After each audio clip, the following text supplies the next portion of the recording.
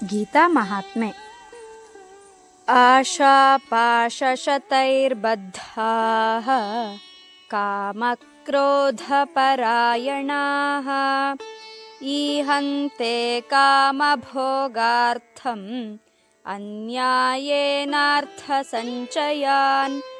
ಭಗವದ್ಗೀತೆಯ 16ನೇ ಅಧ್ಯಾಯದ 12ನೇ ಶ್ಲೋಕದಲ್ಲಿ ಮಾನವನು ನೂರಾರು ಆಸೆಗಳ ಬಲೆಗೆ ಸಿಕ್ಕಿ ಆ ಆಸೆಗಳನ್ನು ಈಡೇರಿಸಿಕೊಳ್ಳಲು ಕಾಮ ಕ್ರೋಧದಲ್ಲೇ ನಿರತನಾಗುತ್ತಾ ಅನ್ಯಾಯ ಮಾರ್ಗದಲ್ಲೇ ನಡೆದು ಹಣ ಅಧಿಕಾರವನ್ನು ಸಂಪಾದಿಸುವನು ಎಂದು ಶ್ರೀಕೃಷ್ಣ ಹೇಳುತ್ತಾನೆ.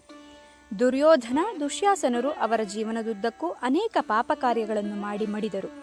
ಅಂತಹ ದುಷ್ಕರ್ಮಗಳಲ್ಲಿ ದ್ರೌಪದಿಯ ವಸ್ತ್ರಾಪಹರಣವೂ ಒಂದಾಗಿತ್ತು. ಈ ಪ್ರಸಂಗದಿಂದ ಅವರಲ್ಲಿರುವ ಕಾಮ ಕ್ರೋಧವು ಎಷ್ಟಿತ್ತೆಂದು ನಾವಿಲ್ಲಿ ಕಾಣಬಹುದು.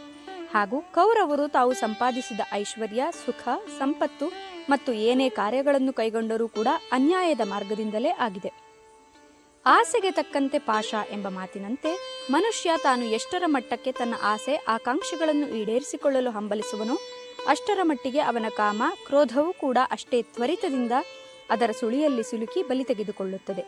ಈ ಹಿಂದೆ ಗತಕಾಲದಲ್ಲಿ ಗತಿಸಿದ ಎಷ್ಟೋ ರಾಜಮಹಾರಾಜರು, ಸುಲ್ತಾನರು ಈ ಕಾರ್ಯದಲ್ಲೇ ನಿರತರಾಗಿದ್ದು ಅನ್ಯಾಯದಿಂದ ಲೂಟಿ ಮಾಡಿ ತಮ್ಮ ಖಜಾನೆ ತುಂಬಿಸಿಕೊಂಡು ಹೋಗಿರುವುದನ್ನು ನಾವು ದಾಖಲೆಗಳಲ್ಲಿ ಕಾಣಬಹುದು.